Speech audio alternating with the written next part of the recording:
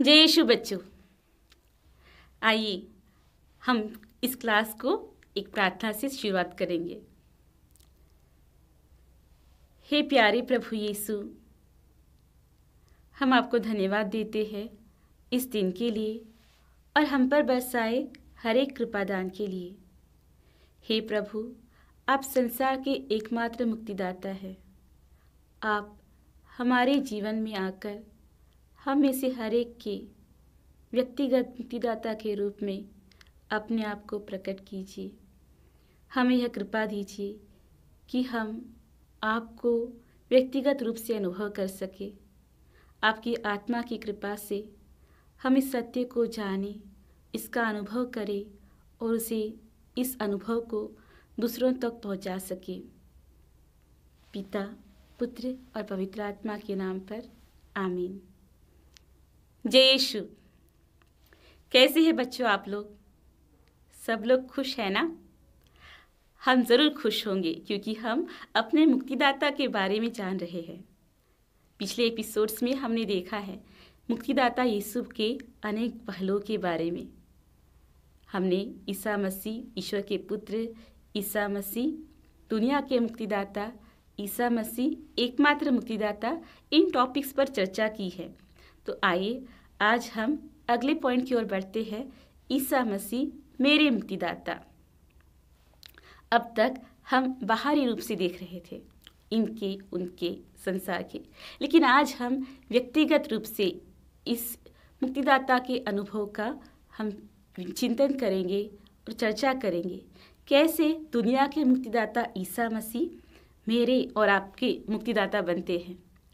एक बार ईसा मसीह ने अपने चेलों से पूछा, तुम क्या कहते हो कि लोग मेरे बारे में क्या कहते हैं? ईसा मसीह तब अनेक चमत्कार करके, रोगियों का रोग दूर करके, भूखों को खाना खिला के, मृतकों को जिंदा करके, अनेक लोगों में अनेक चमत्कार करके बहुत ही मशहूर बन गए थे और लोग उनके बारे में चर्चा करने लगे। तो जैसे हम आजकल के युग में देखते हैं कि एक व्यक्ति जब मशहूर बनता है, कुछ बड़ा कार्य करता है, तो अनेक लोग उस एक व्यक्ति के बारे में अनेक रूप से चर्चा करते हैं। कोई एक पॉइंट का ध्यान देता है तो कोई दूसरे पॉइंट पर। तो एक ही व्यक्ति के बारे में हमें अनेक रूप से जानकारी प्राप्त होती है। वही संभव हो रहा था ईसा मसीह के बारे में। ईसा मसीह अब एक मशहूर व्यक्ति बन गए थे और साहजिक रूप से सभी लोग उनके बारे में अलग अलग चर्चा करने लगे। तब ईसा मसीह ने अपने शिष्यों से पूछा कि तुम क्या कहते हो? तुम जो लोगों के साथ रहते हो, तुमने ज़रूर सुना होगा कि लोग मेरे बारे में क्या कह रहे, तो तुम क्या कहते हो कि लोग क्या कहते हैं मेरे बारे में? तब पेतरुस ने कहा, आप मसीह है, जीवंत ईश्वर के पुत्र है। तब इस उत्तर को सुनने के बाद में प्रभु ईसा मसीह ने पेतरुस से कहा, सीमोन यूनस के पुत्र, तुम धन्य हो क्योंकि किसी निरे मनुष्य ने नहीं बल्कि मेरे स्वर्गीय पिता ने तुम पर यह प्रकट किया। क्या प्रकट किया?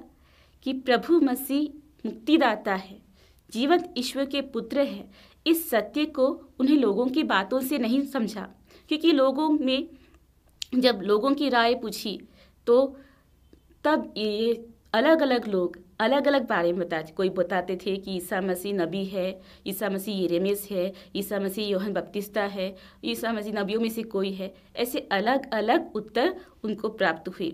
लेकिन जब ईसा मसीह ने लोगों के बारे में छोड़ो, तुम क्या कहते हो कि मैं तुम्हारे लिए कौन हूँ, यह प्रश्न पूछा, तब सीमोन पेतरुस ने यह उत्तर दिया कि आप मुक्तिदाता हैं, आप जीवंत ईश्वर के पुत्र हैं।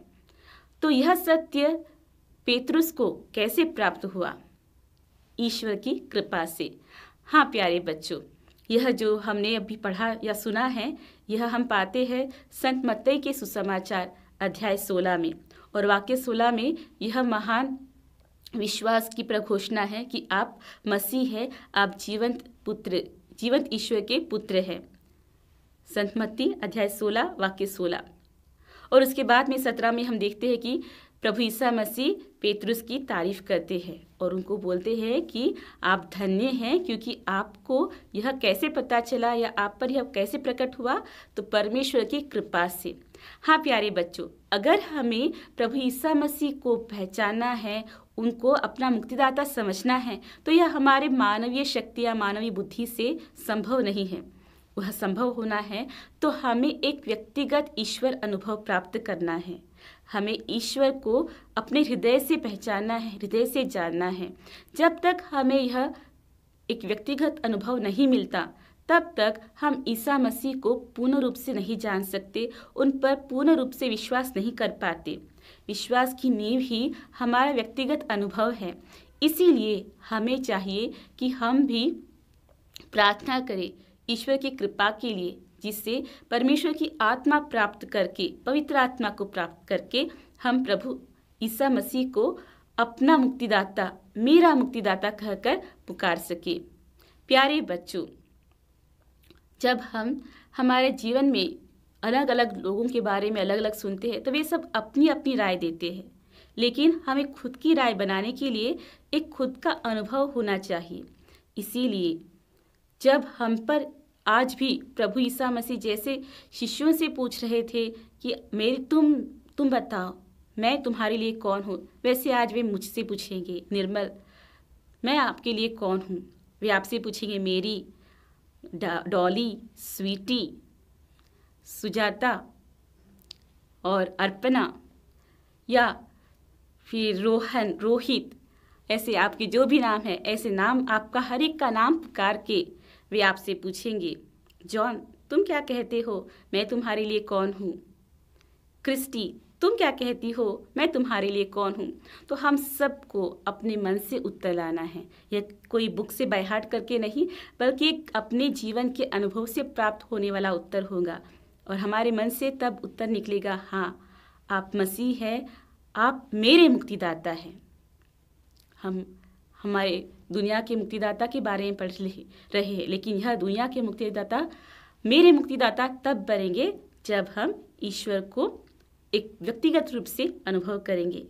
तो ईश्वर का यह अनुभव प्राप्त करने के लिए हमें क्या करना चाहिए? हमें उनके वचन पढ़ना चाहिए, उन वचनों का पालन करना चाहिए, उन वचनों पर विश्वास करना चाहिए और इस विश्वास के वचनों को हमें बखान करना चाहिए, दूसरों तक पहुंचाना चाहिए। तब जो हमारे दुनिया के मुक्तिदाता है वह मेरे या अपने मुक्तिदाता बन जाएंगे। तो प्यारे बच्चों, आइए हम यह करें कि हमारे जो जीवन में जो भी हमें छोटे छोटे अनुभव मिलते हैं, उनका हम गहराई से मनन करें। उन अनुभवों में हम ईश्वर की कृपा का अनुभव करने की या ईश्वरीय कृपा को ढूंढने की कोशिश करें। ज़रूर हम पाएंगे कि हमारे जीवन के हर क्षण में प्रभु यीशु मुक्तिदाता बनकर हमारा नेतृत्व कर रहे हैं, हमें संरक्षण प्रदान कर रहे हैं, हम पर अनेक तरह से प्यार बरसा रहे हैं। इस प्यारे प्रभु हमारे मुक्तिदाता के बारे में हम और गहराई से जानने के लिए उनके वचनों को पढ़ें, अपने बुद्धि से नहीं बल्कि अपने हृदय से। आपको यदि पूरी बाइबल भी याद होगी, लेकिन आपके जीवन में आपको एक व्यक्तिगत अनुभव नहीं मिला होगा, तब आप प्रभु ईसा मसीह को यह पूरी बाइबल बाय हार्ट होने के बावजूद भी एक सच्चा ईश्वर करके उसका अनुभव नहीं कर पाएंगे। तो इसीलिए प्यारे बच्चों, हम प्रभु के वचनों को विश्वास के साथ पढ़ें, उनका अर्थ समझें, उन पर मनन चिंतन करें और प्रार्थना के साथ में हम उनका अनुभव करते हुए इस अनुभव को दूसरों तक पहुंचाएं। तब हम कह सकते हैं कि ईसा मसीह जो दुनिया के मुक्तिदाता है वह मेरे मुक्तिदाता है। तो प्यारे बच्चों, आज के क्लास में हमने क्या क्या पढ़ा? हमने सबसे पहले संत मत्ती के सुसमाचार अध्याय 16 का जो दृष्टांत है, पेतरुस और शिष्यों और यीशु मसीह के बीच का संभाषण, उसमें यीशु मसीह कौन है इस पर चर्चा की। उसके बाद में हमने देखा कि ये यीशु मसीह मुक्तिदाता यह प्रकट हमें तभी होगा जब हम प्रभु परमेश्वर से कृपा पाते हैं। प्रभु परमेश्वर की आत्मा ही हमें सिखाती है और हमें परमेश्वर तक पहुंचने की, उस मुक्तिदाता तक पहुंचने की मदद करती है कि प्रभु की आत्मा पाने के बाद हम ईसा मसीह को अपना मुक्तिदाता कहकर पुकार सकते हैं और उस मुक्तिदाता की ओर पहुंच सकते हैं। उसके बाद में हमने देखा कि कैसे हम ईश्वर को, जो दुनिया के मुक्तिदाता है, अपना मुक्तिदाता कहकर पुकार सकते हैं। इसके लिए हमें क्या क्या करना है? उनके वचन पढ़ना है, वचनों पर विश्वास करना है, विश्वास करके उनके पालन करना है और इस वचनों को हमें घोषणा करनी है। तभी हम ईसा मसीह को, जो दुनिया के मुक्तिदाता है, हमारे खुद के मुक्तिदाता कहकर पुकार सकते हैं। तो प्यारे बच्चों, क्लास के अंत में हम जो थोड़ा एक्टिविटी दी है आपके लिए बुक में, उसके ऊपर भी ध्यान दें। आप चर्चा करके देखिए। आपको पता होगा आपके आसपास में या आपने कहीं पर मैगजीन्स में, न्यूज़पेपर में पढ़ा होगा ऐसे महान व्यक्ति लोग जो ईसा मसीह को अपने जीवन द्वारा दुनिया के मुक्तिदाता कहकर प्रकट करते हैं। तो आपको अपने ग्रुप में इसकी चर्चा करनी है। और दूसरी एक्टिविटी यह है कि आप कैसे उन व्यक्तियों को ईसा मसीह के पास ले आएंगे जो ईसा मसीह को पहचानने के बाद भी उनको अपना मुक्तिदाता स्वीकार करने में तैयार नहीं हैं।